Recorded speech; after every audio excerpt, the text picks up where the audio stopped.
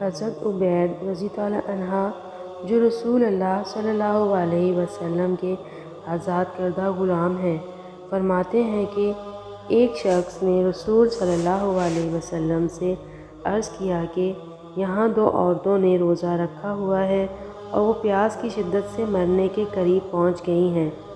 آپ صلی اللہ علیہ وسلم نے سکوت اور اعراض فرمایا۔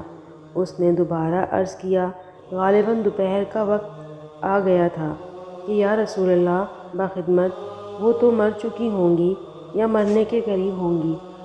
آپ صلی اللہ علیہ وسلم نے دونوں عورتوں کو بلوایا، دونوں آ گئیں۔ پھر آپ صلی اللہ علیہ وسلم نے ایک عورت کو بڑا پیالہ منگوانے کو کہا اور اس عورت سے فرمایا کہ اس میں قہر کرے۔ اس نے خون، پیپ اور تازہ گوشت والی قہر کی، جس سے آدھا پیالہ بھر گیا۔ پھر دوسری عورت کو قہر کرنے کا حکم دیا، اس کی قہر سے بھی خون، پیپ اور گوشت نکلا، جس سے پیالہ بھر گیا۔ آپ صلی اللہ علیہ وسلم نے ارشاد فرمایا، انہوں نے اللہ کی حلال کی ہوئی چیزوں سے تو روزہ رکھا مگر حرام کی ہوئی چیزوں سے روزہ خراب کر لیا۔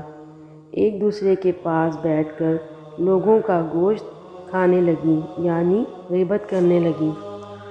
اسی وجہ سے ان دونوں کا روزہ خراب ہو گیا اور پیپ، خون اور گوشت کی صورت میں بدل گیا۔